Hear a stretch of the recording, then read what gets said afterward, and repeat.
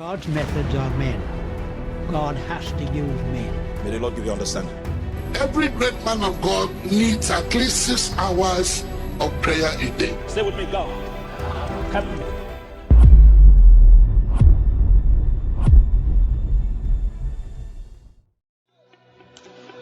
Man was born in sin.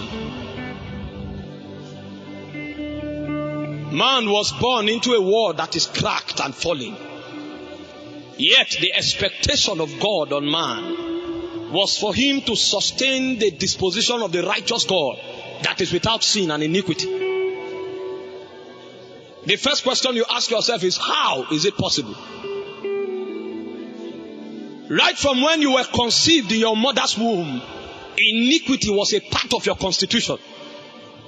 The very chambers of your being were crafted and created in the womb of iniquity. As if that is not enough, you were not born into a heaven.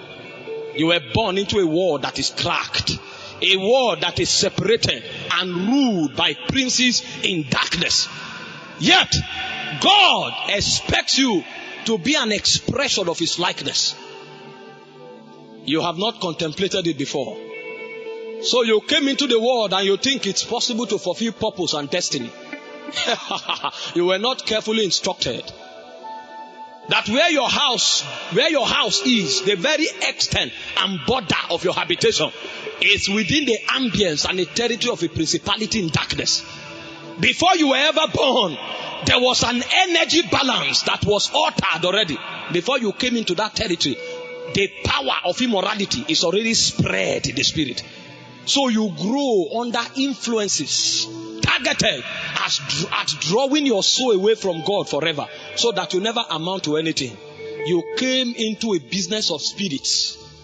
You were born into a politics that is already going on in the heavenlies. You were casted into a battlefield and you were not given the privilege to choose your kind of battle. The territory where you were born already determined the kind of warfare that was going on, and you were thrown into a battlefield, and then you wake up and your senses are activated and you think you came for pleasure. The world is cracked. The world is falling. There are governments, there are entities, there are rulers already.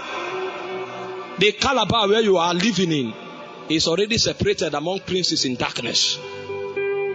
You are living in a territory of demons and princes. And God expects you to be a witness of Zion. Have you asked yourself, how is it possible? Who taught you how to lie? Who taught you how to fornicate? You came into this campus as a virgin. You are in 200 level, you are already disflowered.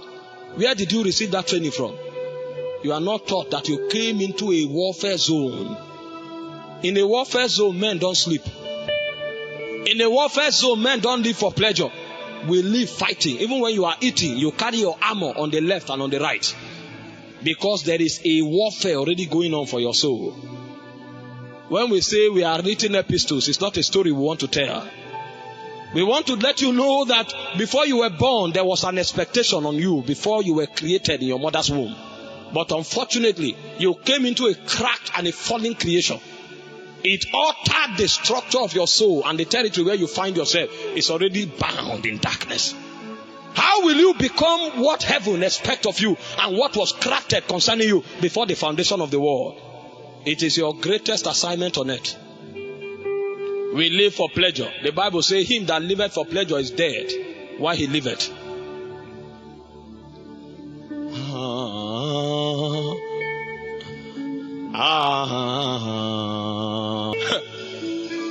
I pray that the burdens I have in my spirit, I'll be able to communicate it. Many are wasting because they don't understand that they are in a war zone. So she's 17 years old. She had had sex with 30 men. She thinks life is pleasure. She doesn't know that the spirit is bargaining her soul.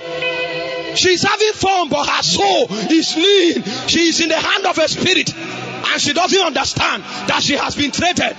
She doesn't know that oxygen was given to her as an economy for her to fulfill the purpose of the divine God. The wise men of old had understanding. The Bible said David, after he had served the will of God, he rested with his fathers. He didn't come to this world to live for pleasure. he came and he connected to a signal coming from Zion. And every time he lived his life, he was following that navigation from heaven. Oh my God. Jesus was born. The day he was born, they saw his star from the side of the east. How did they know that he was a king? Because he came into a world that is cracked. Demonic intelligences. Every time men are born, they look upon their stars and they begin to trace their destiny so that they marginalize it and they corrupt it. When Jesus was only 8 years old, they had gone to a king and thwarted his mind already. And the king gave an envoy that every child below the age of 2 should be killed. That's how far the devil can go to short-circuit your destiny. Every child beyond the age of 2, because they saw a star and they said this star is a king that is born. You don't know that when you appeared, your star appeared in heaven, and from there they began to interpret your destiny. They know who you will be, but you came into time, you are living for luxury. It is when you depart that you will realize you never touch or scratch the reason why you came. There's a warfare going on. We are already in a ranking system. You came to collect a baton. Somebody else has passed on to glory. A baton is waiting for you so that you continue. But you came and you are living for pizza.